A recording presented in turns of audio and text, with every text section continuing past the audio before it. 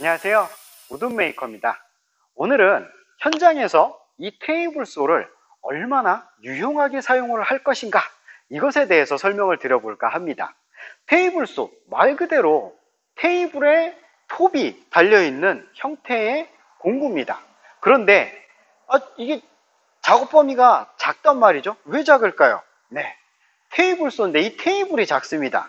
테이블소의 가장 큰 단점이라고 제가 생각을 하는 부분인데요.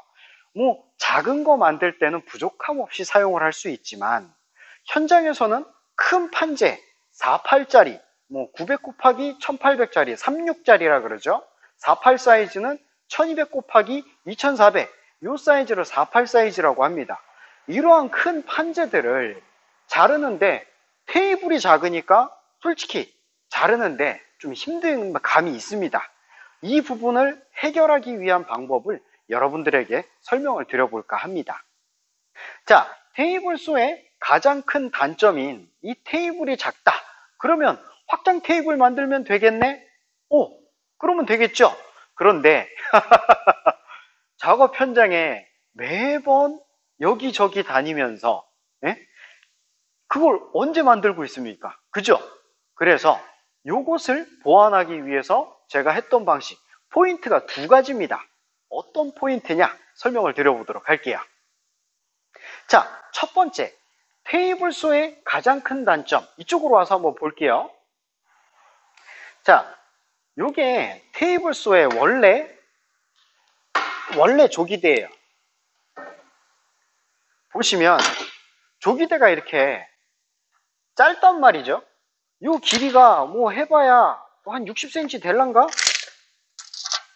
그죠? 60cm예요, 60cm. 60cm밖에 안 되는데 2440mm, 240mm, 240cm죠? 그거를 자르는데 여기다가 얹어요. 그러면 어떤 현상이 생기는지 설명을 드려보면, 자, 얘를 자를 때, 자, 제가 지금 잘려진 거를 가지고서 한번 보여드리도록 하겠습니다. 자, 얘를 자를 때 저기처럼 조기대가 짧게 되면 어떻게 되냐면, 여기 내가 일직선으로 가고 싶어요. 이렇게 일직선으로 가고 싶은데, 이게 가다 보면 이 조기대 쪽 잘 좀 찍어주세요. 자, 조기대 쪽이 이렇게 밀고 가다 보면 이렇게 돼요. 여기 떴죠? 이렇게 뜨면 어떻게 되겠어요? 톱하고 여기 원형 톱하고 막 이렇게 왔다 갔다 하다가 킥백 현상 발생하지. 또 강하게 물려버리면 모터가 멈춰요. 모터가 멈추면 그거 한 3번만 멈추면 저 모터 탑니다. 그러니까 이게 애로사항이 많아요. 이렇게 가다가 여기 잘 붙였다 쳐요. 자, 짧으니까 길게 잘 갔어요. 지금도 가는데 자세히 보시면 왔다 갔다 해요. 그죠? 떴다 안 떴다 막 이러죠. 자, 여기까지 잘 왔어요. 그래, 어떻게 왔다 쳐요. 왔는데 이렇게 쭉 가요. 자, 어때요? 뒤에가 뜨죠? 이 뒤에가 뜬단 말이에요. 뒤에가 뜨니까 또 사고가 발생을 해요. 이렇게 가다 보니까 이런 문제가 발생을 한단 말이죠. 자, 이것이 테이블소를 현장에서 사용을 할 때 발생하는 가장 큰 문제점입니다. 이것을 해결하기 위해서 제가 여러분들에게 첫 번째 팁을 드리겠습니다. 그건 바로, 자, 각관입니다. 요 각관의 길이가 길게 되면, 자, 어때요? 얘가 길면 붙이고 가기가 좋단 말이죠. 붙이는 거 한번 보여드릴게요. 자, 조기대에다가 이렇게 각관을 대게 되면 조기대 연장이 되는 겁니다. 그렇다면 대구 갈 때 삐뚤빼뚤 막 아까 뜨던 부분들을 이제 없앨 수가 있어요. 근데 그냥 이렇게 놔두면 같이 움직이겠죠? 고정을 시킵니다. 요러한 클램프, 요 퀵그립 클램프죠? 두 개를 조여. 요렇게.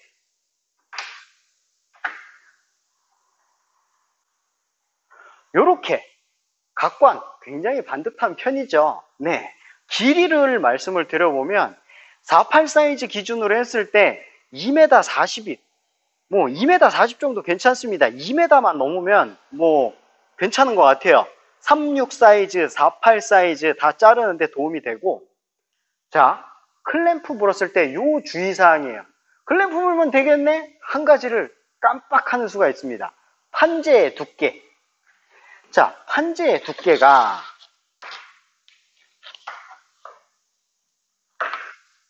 이렇게 돼야 돼요. 클램프에 닿으면 안 되겠죠. 그죠? 그렇다고 너무 이렇게 끝에다 물려버리면 잘못하다 탁 하고 날아가요. 그러니까 작업을 할 때 너무 또 바짝대게 되면 이게 자르다 보면 약간의 이렇게 움직이는 범위가 있습니다. 이 범위를 생각을 해서 클램프를 물어 주어야 한다. 네. 자, 이렇게 해서 조기대 연장이 되었습니다.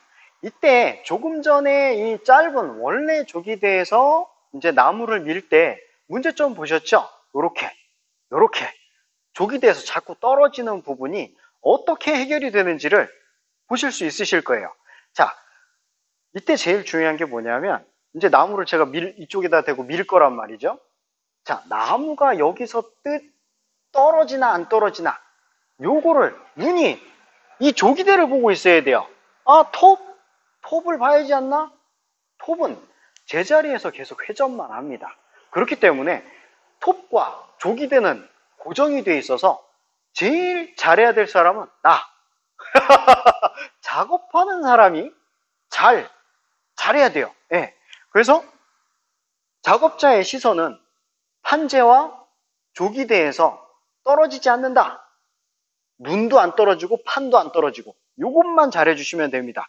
자, 대고 한번 직접 밀어보도록 할게요.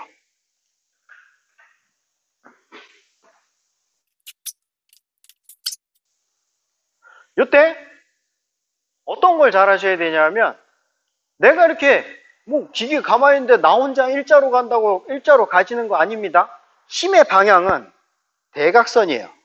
이렇게 대각선 쪽으로 줘야 됩니다. 작업자의 자세, 위치, 이 손이 아주 중요한 역할을 할 겁니다.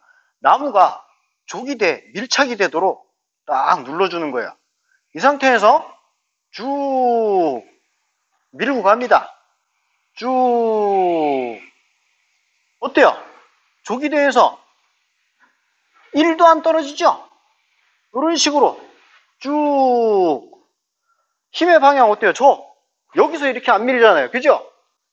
대각선 방향으로 쭉. 요렇게 밀고 가면 아주 정확합니다. 진짜로. 1mm 오차범위 날까 말까 합니다. 쭉 요렇게 밀고 갑니다. 자, 여기서 이제 두 번째 포인트 말씀드려 보도록 할게요. 두 번째 팁이 뭐냐 하면, 자, 테이블소의 요 길이, 이 길이는 60cm 안 돼요. 여긴 또 60cm가 또 안 돼요. 보시면 56, 대략 60이라고 칩시다. 네, 대략 60이라고 칩시다. 네, 요렇게. 근데 판재의 길이는 길죠. 그러면 얘가 이렇게 지나갔을 때 어떤 문제가 발생이 되냐? 자, 여기의 길이보다 여기의 길이가 길면 얘가 어떻게 되겠어요? 앞으로 꼬꾸라지겠죠? 이렇게 꼬꾸라질 거 아니에요? 얘가 이렇게 꼬꾸라져요. 그러면 여기 앞에 꼬꾸라지니까 뒤에는 이렇게 들려요. 근데 얘만 들리면 상관이 없는데 문제가 뭐냐 하면 이게 같이 뒤집어진단 말이죠. 이렇게 넘어가요. 그냥 밀면. 그렇다고 한쪽 손 여기 잡고 막 이렇게 밀고, 아우, 이렇게 위험하게 작업하지 마세요. 큰일 납니다. 그래서 두 번째 포인트는 비슷한 높이에, 비슷하다고 말씀드렸습니다. 근데 이것도 자세하게 다시 한번 설명을 드릴 건데, 보조 테이블, 보조 테이블을 반드시 놔둬라. 이것이 두 번째 포인트예요. 이제 작업 현장에서 뭐 이것저것 작업하다 보면 테이블이 꼭 필요하거든요.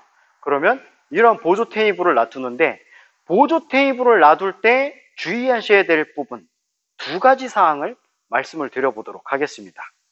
첫 번째, 보조 테이블의 높이는 테이블소의 테이블 높이보다 낮아야 된다. 근데 너무 많이 낮으면 안 되고, 지금 나무가 이렇게 가다 보면 이렇게 휘겠죠. 이게 쭉 가다가 이렇게 휘잖아요.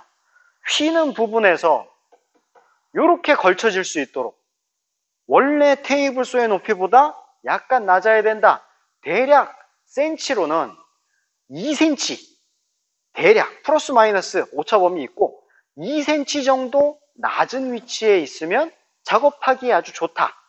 그리고 두 번째는 이 테이블이 지금 여기 폭이 간격이 좀 있죠. 뭐냐면 얘가 테이블소에 너무 가까이 붙어 있어요. 너무 가까이 붙어 있으면 얘가 이렇게 지나갔죠? 그러면 또 여기가 아래로 처져요. 처지지 않는 거리를 유지해라. 이것이 두 번째 포인트입니다. 네. 그래서 보조 테이블을 사용을 할 때는 두 가지 사항을 주의해 주시면 완벽하게 놔둘 수가 있어요. 이 보조 테이블은 또 이렇게만 놔두고 쓰는 건 아니거든요. 이 상태에서 이제 재단해 나왔어요? 나온 거에다가 이제 뭐 직수기를 이용해서 홈을 파고 또는 홀 가공, 구멍 이런 걸로 이제 홀 가공하겠죠. 구멍 뚫어야 되는 경우도 있고 뭐 전선이 있을 수도 있고 기둥이 있을 수도 있고 기타 다양한 사항 이러한 부분을 이 테이블에서 또 작업을 하기가 좋다. 그래서 작업하는 곳에 테이블소와 보조 테이블 이 위치만 잘 잡으면 작업을 안전하고 편하게 할 수 있다는 게 이번 영상의 포인트입니다. 네.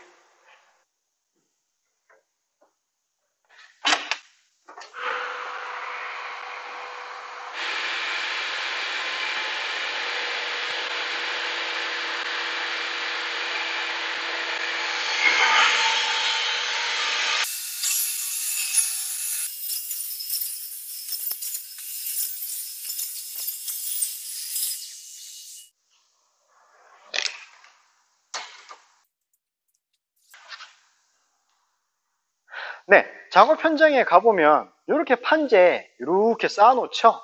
그 자체를 이제 뭐 작업 테이블로 사용을 하기도 합니다. 제가 예전에 이제 주로 사용했던 방식은 이러한 조기대를 아이고 무거라. 제가 무겁게 만든 건데 어쨌든 이러한 조기대를 이용해서 작업을 했습니다. 뭐 보면 그쵸 이렇게 자를 만큼 나무를 이렇게 당겨 오겠죠. 이렇게 그리고 조기대를 이렇게 놔줍니다.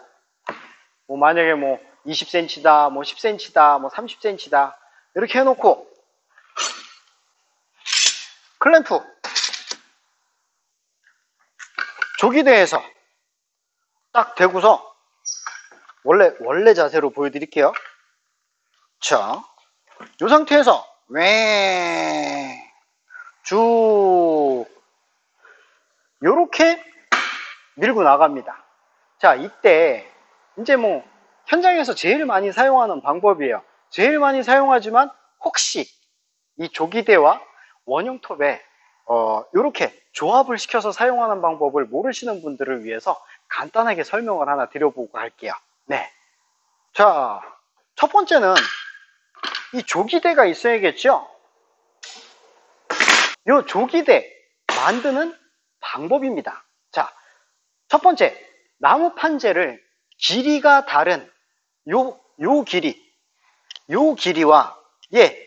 요 길이가 다른 판재를 두 개를 준비한다. 대신 요 하나는 가능하면 직선이 잘 맞게 뭐 이렇게 얘가 이렇게 휘면 안 되잖아요. 그죠? 그래서 일직선이 잘 맞게 한 판을 준비를 합니다. 두 번째 판과 결합을 시킬 때 이 부분, 자, 톱날에서 이 베이스죠? 베이스판, 요 길이, 여기에 처음부터 이 길이를 정확하게 맞추기는 어려우실 거예요. 그래서 요 반듯한 것을 위에다 붙일 때 요 길이보다 얘가 좀 길게, 짧으면 안 됩니다. 좀 길게 만들어 줍니다. 그래서 고정을 시켜요, 두 판을. 그 다음 정확한 조기대를 만드는 첫 번째 작업이 이루어집니다. 자, 작업하기 전에 요거 지금 제가 원형톱에다가 요 나무를 부착시켜 놨죠? 피스 2개 체결해 놨습니다. 이 나무의 두께는 요 사용하는 나무의 두께와 동일합니다. 그래야 이제 높이가 맞아야 톱날이 정확하게 수직으로 서서 갈 수가 있으니까요. 요렇게. 그죠? 피스 여기 한 방, 뒤에 한 방. 이렇게 해서 이렇게 해주는데 얘의 길이도 너무 짧기보다는 전 지금 길게 했어요. 이유가 있는데 앞쪽도 길고 뒤쪽도 원형톱 베이스보다 길죠? 그 이유가 처음에 진입할 때 때문이에요. 진입. 이렇게 이제 준비를 해 놨다면, 자, 이렇게 여기서 갈 때 끝에 만약에 베이스가 이 나무가 짧으면 요거 올려놓지를 못하니까 처음에 막 왔다 갔다 합니다. 네. 한 요만큼 와서 또 왔다 갔다 합니다. 그래서 요것을 방지하기 위해서 얘를 좀 길게 만든 거예요. 네.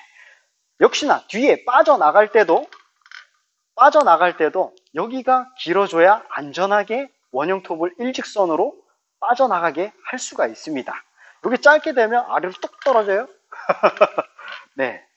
이렇게 해서 이렇게 가는데 이제 정확한 조기대가 만들어지는 첫 번째 단계라고 말씀을 드렸죠. 톱날이 얘가 나무가 이 나무가 삐뚤빼뚤해도 상관이 없어요. 왜? 첫 번째, 얘만 반듯하면 여기서 쭉 이렇게 쭉 타고 가면서 이 나무가 잘립니다. 일직선으로 쫙 이 모양대로 그대로 복사해내는 거예요. 복사를 해냅니다. 쭉 이렇게 밀고 가겠죠? 자, 이렇게 나갔을 때 제가 이 뒤에 긴 게 좋다라고 말씀을 드린 게 갈 때 이렇게 여기를 눌러줘야 좀 안전해요. 여기 잡고 있다가 앞으로 꼬꾸라집니다.